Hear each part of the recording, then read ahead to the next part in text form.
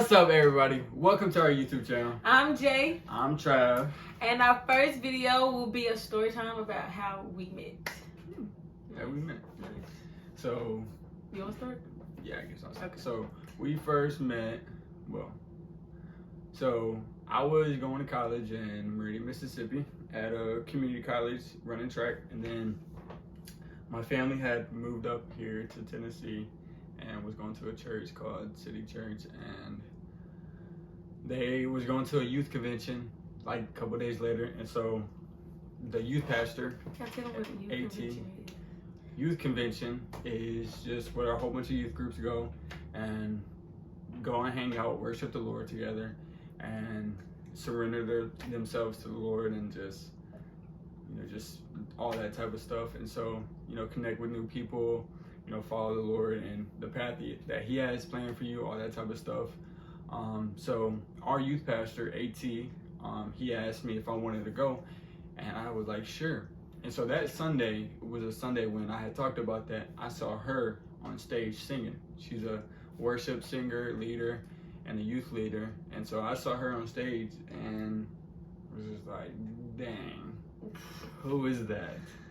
And so after that, I kept asking my mom on the way home, who is this? Who is that? What's her name? That's what he was doing. Stalking. No air quotes. He was stalking. So later on, I found her Instagram. Because he was stalking. Requested. Waited a couple hours. She never accepted it on IG. Then I requested, done it about 5 times. She still ain't seen it. So I saw it. oh, she saw it. There you go. I just didn't respond. So why didn't you respond? Because so it's very rare that I get like follow requests, and no offense, but it was just a random. And I was like, who is this dude? Some random white dude. Yeah, who is this dude trying to follow me on Instagram? So I was like, no, I'm just leave it in there. Cause I don't accept everybody that try to follow me, cause like I said, I don't know everybody. So I just left it in there and just kept going on about my life. Right, that's understandable. And then, like the next day, I had to go. Well, then we went to youth convention, and I saw her at youth convention, and I really ain't talked to her, because I really ain't talked to nobody but our youth pastor, AT. He didn't know if I was gonna be there or not. I really didn't. So the next one we had left, well, a couple of days later after Sunday, we had left on like a Wednesday. And so when I went up that morning to the church for us to leave, I got on the bus we was taking, and I saw her pull up. I was just like, oh my gosh, she's really coming. Like, this is my chance. And so we got on the bus. She's sitting at the front. I'm sitting in the back. I'm doing my own thing, don't know nobody, listening to music, all that type of stuff. Youth convention, we barely talk or whatnot. Wasn't really a conversation. It was not a conversation. It was just, here, give this to this person, that's it. So type of thing. basically, like, I'm gonna put my partner in here. So obviously I don't know who this dude is. And so I get to the church or whatever, and I mean, my cousins are in the youth group, but she's in the youth group, so it's pretty much, who I talk to, her and her friends or whatever. And we get on the bus, and I see him, but I don't, think nothing of it. I'm just, first of all, I thought he was one of the youth. I didn't think that, he was, like a young adult or whatever, just because he was on the the bus or whatever. So I was like, okay. So I was like, I don't know who this kid is, but okay. And so we drive, to Nashville or whatever, 2.5, 3 hour drive. And I'm talking to the youth pastor about, how we gonna get room situated and whatnot, because there was more girls than guys on the trip. And he was like, how about, we just, let Travis, chaperone the room. And I was like, I don't think that's a good idea, because nobody knows him. Nobody, not saying that he was gonna do anything, but, we don't know him. And so he was like, what if you just get him a room by yourself and, go from there. So So fast forward, we get to the hotel or whatever, and we register, and they give us these wristbands that we have to keep on the whole time we're there, because it's kind of like your access to get into the conference, the convention or whatever. And so I had the wristbands, so it was my responsibility to go to all the rooms and hand them out. So I get to the boys' room, and I was trying to, just go in and out because I was like, it's a bunch of boys, I'm on a girl, let me just get in and get out.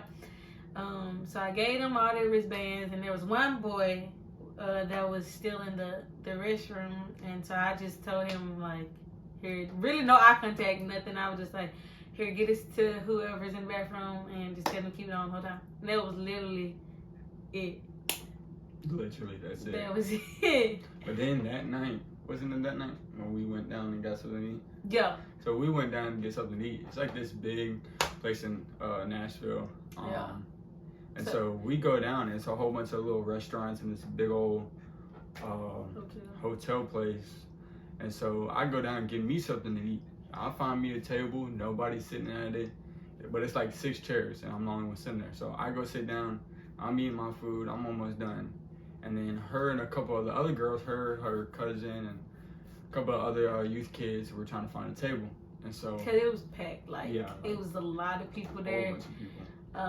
And so we were trying to find somewhere to sit because I didn't want to stand. But yeah, they saw him. They saw him and was like, "Oh, he's with us," and they just like swarmed his table and just like sat down. And I was like, I feel so bad because I was like, they didn't say, hey, can we sit here? Nothing. They just sat down, and I was like, girls, y'all don't know him. Like, I was just like so apologetic because it was like, oh my gosh. So I was like, I'm so sorry. Like, they took your table. Like, is it okay if you sit here and whatnot? But he was very, nice and respectful about it. He was like, yeah, y'all sit here. He, even, got up and whatnot. And I felt really bad because, like, we just took his table.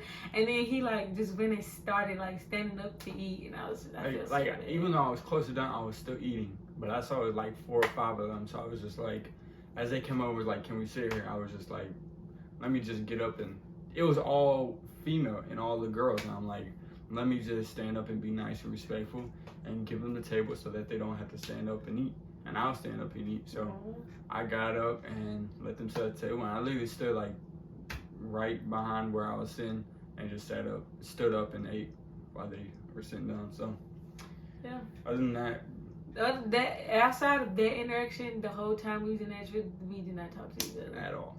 Like, it was none of that. And that was around like Thanksgiving, like right before Thanksgiving, like the day before or something, Thanksgiving.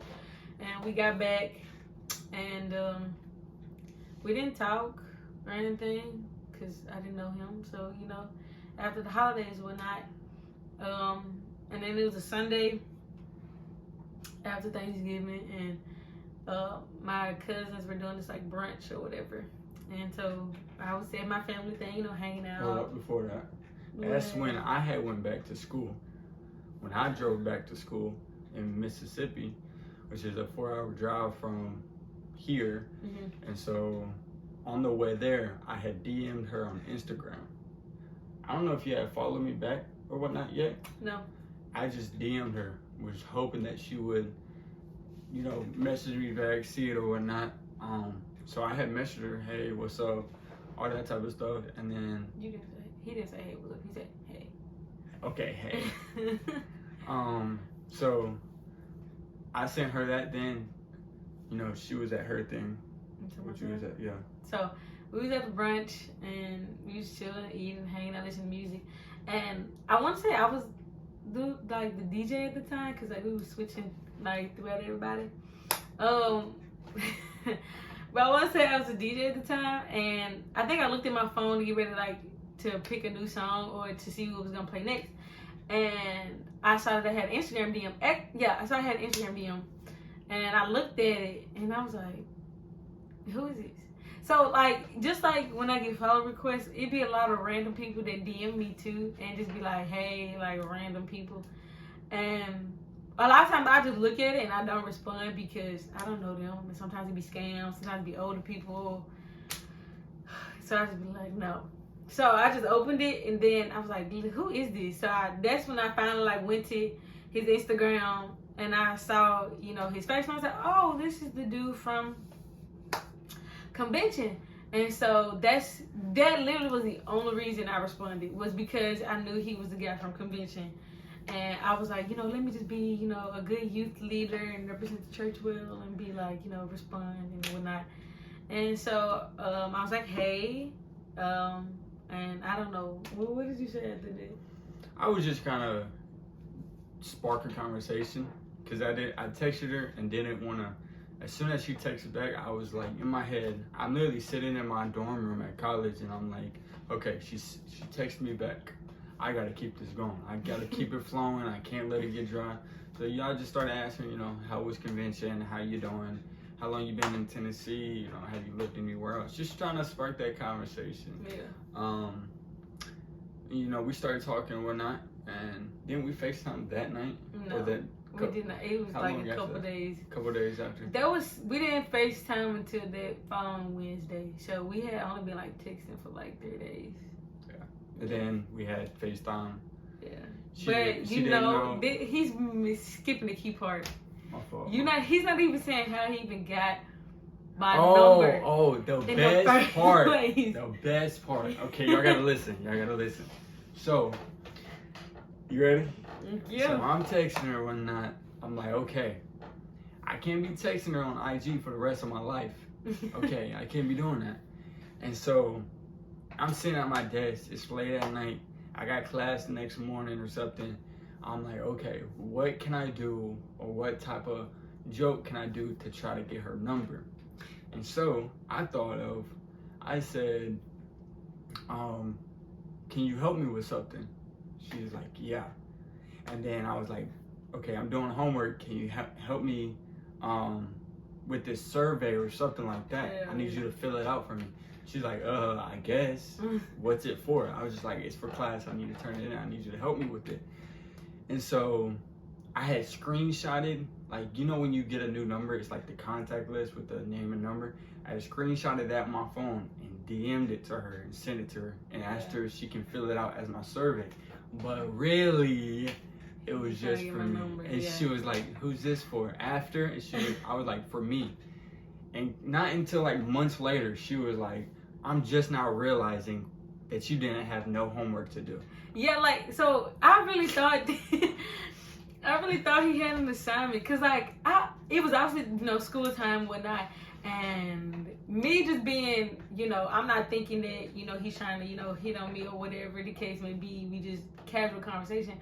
So when he's like, oh, I have an assignment, can you help me? I'm like, yeah, you know, it's an assignment for school. I'll help you, you know, whatever the case may be. I'm thinking like it's a for real survey, like answer these questions. Because I have like, I've had assignments like that in the past where, you know, I've had to get people to do surveys and stuff. So I'm thinking it's an actual survey. And so when he sent it to me, I was very confused. Like, what are you talking about? And so I was like, who is this for? And he was like, it was for him. And I was like, you want my number? And he was like, yeah. And I was like, okay. So I sent him.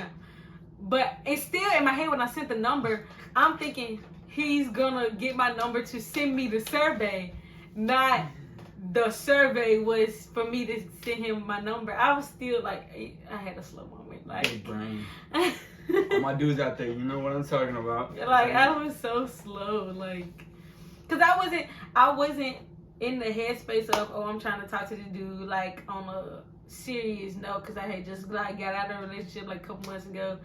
Couple months prior to that, so I wasn't focused on like trying to talk to a dude and get to know him, because in my head, like in my mind, I was like, I'm gonna be single for like a year, not try to talk to nobody, try to do anything like that. So don't do that. Do not do that. You know me. So I was like, I'm gonna be single. I'm not trying to talk to nobody, and it was only like 4 months. Like, I had been single for like 4 months, so I wasn't thinking like, oh, I'm gonna try to talk to the dude or he trying to talk to me. I was just being nice and having a conversation. Yeah. So I got the number, texted her throughout the day when I was at class, when she was doing stuff, and then, you know, we had FaceTiming. I know how all that goes. Yeah, FaceTime. To me, it was pretty good. How, you know, it all started. FaceTime conversation. Yeah. Oh my God. So FaceTime, I was so nervous. So here's the thing. So when it was a Wednesday and we had been texting like we had usually do, and I was at my worship team rehearsal, because we rehearse on Wednesdays, and we were just texting throughout. And I don't remember who brought up the whole like idea to just go ahead and FaceTime, like decide to FaceTime that night. But we had talked about it at church or whatever, and I was like, okay, when I get home, we'll FaceTime, whatever. I was very nervous because, obviously, like, he's white. And I'm black, and I've never talked to or dated a white guy ever. And because I just feel like, what did I say? I was like, I'm really like black. Like, I'm very like. No, stop. No, she's not. No, she's not. No. I'm really white, okay? Hey, no. I look like Caillou, okay? No. Here's the thing. I was like, I've never talked to a white guy. I've never dated a white guy. I don't know. And I've always been nervous, like, if I ever did date a white guy, that I would be too black for him to, like, understand my culture, understand the way I talk, understand how my family is, the things we do, things we say, things we eat, all that stuff. And I didn't want somebody who couldn't, like, join in and understand what I was going through. So I was like, Lord, I don't know what this conversation is gonna be like. I didn't even know how he sounded. I was like, I don't know how he's gonna sound. So I was very nervous because I'm the type of person, like, if I don't get like no vibes off the first conversation, then I'm just like, yeah, no, this is not gonna work. And how was the vibe when we first started talking? Like, it was just kind of just like both of us was just like cheesing the whole time. Like I can tell that we was both really nervous to have like a conversation, be on the phone, and actually like see face to face the person. But it was a cool conversation. It was a nice conversation. And as y'all can see, I have made it to where I am today. Yeah. I have passed the vibe check. Yeah. But it was cool. I liked it. I was nervous, but at the same time, I was happy. Mm-hmm. Because like, my whole mindset, or what I'm thinking is like, when I first DM'd her, I'm like, okay, if I can just get her number, I'm good. I'm You was trying to say like it's just easy like that? No, I'm saying like once I get your number, I'm like, okay, I can show her that I'm a man, I'm a gentleman, I'm nice. Yeah. I'm not just some random dude. Yeah. So,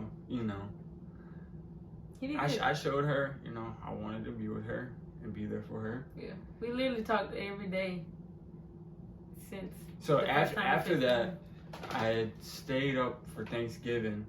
It was a week or two later, because my break that wasn't that long. That was like 2 weeks later. And then I had came back up here from Mississippi for Christmas break, and I came on a Thursday. Yeah, I didn't see you till Sunday though. Sunday, I saw her at church. Said what's up, talk. It was very nervous because it's like you go from talking to somebody on the phone for like 2 weeks straight, and then you finally see them in person, and it's like, because I'm very like nervous and like awkward when it comes to seeing somebody. Like, even though like I know I'm gonna see you, or I may know you, I may be like, like I may still try to like avoid because I don't know how the interaction is gonna be. And I'm in church like a lot, not a lot of my family, but my parents go to my church, my auntie go to my church, and my cousins and whatnot. And like usually prior to us talking and dating and whatnot, I didn't talk to nobody at church but them. So it's gonna be very noticeable for me to be having a conversation with somebody that's not family, who nobody knows. And so when we were talking and just having a casual conversation, I literally could feel everybody, like my mom, my parents looking at me, my cousins looking at me. I could just feel it because they looking like, who is she to talk to? She don't never talk to nobody. She, only talk to us. And at the time, I didn't tell my parents that I was, talking to somebody, or just, texting back and forth with somebody, just because I don't try to like tell them about nobody unless it's like really serious. And we just was only just talking casually, just having conversations. So they didn't know nothing about it, but I could just feel them all just staring at me, and it was like, it was very nervous. It was very nervous. Yep, exactly. Yeah. And we talked, and then that evening after church, she had came up to my house, my parents' house, met my family, met my mom. My mom and them already knew who she was, and my brother-in-law Robbie, he has family up here too. He's my brother-in-law who's with my sister, and he already lived up here before he moved around with us and my family, my stepdad being a Coast Guard. So he already knew everybody at the church, knew her since she was a little kid. And so they knew each other. My mom and, stepdad knew her from her worshiping on Sundays and all that type of stuff. So she just came over, hung out, we ate, played games, talked to my parents one night, connected. And then after that, history. Just hung out every single day. Hung out every day after that. Yeah. I took her on multiple dates. Yeah. Some expensive dates. Spoiled her. Still spoiling her as I can. Yeah, ever since then we've been with each other. And I went back to school later on. Then when school got out, like a month ago from now, I have decided to move down here, be closer to family, her, and start a new chapter in life. Yeah. So. Yeah, we've been together 5 months. 5.5 months. Yeah, not even half, because it'll be 6 months next Friday, July 1st. So. 6 months. Yep. So. Fighting, going strong. Yeah. But putting God in the center. Yeah, for sure. Most definitely. That's one thing I've learned. Putting God in the center can really help everything. Because y'all can go from fighting and, arguing all the time to having disagreements to, oh, I don't want to see you this day. I don't want to do this. You're getting on my nerves. I want to go back and see my ex. I want to, do this. I want to text this person, call this person. And then most of the time you just want to give up on the relationship that you put some work into and dedicated yourself to.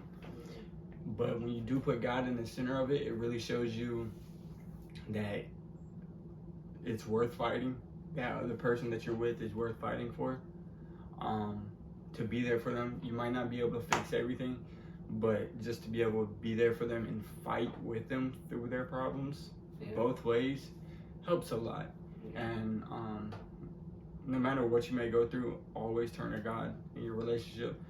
Pray for strength, healing, guidance, and just always keep fighting and stay strong. And just always remember why you first got with each other, why you wanted to talk to that person, what connected y'all, just all those type of things. So God being in the center is really a big key piece to it. Yeah. And many more days, weeks, months, and years along the way. So yeah. 'Cause I ain't going nowhere. Nowhere. Oh my gosh. So yeah, that is the story of how we met. A very condensed version because there's a lot of stuff in between. But that is the story of how we met. And this is our first video. So make sure y'all like, comment, subscribe, share, all that good stuff. Give us more ideas about videos y'all want to see in the future. Let us know down below.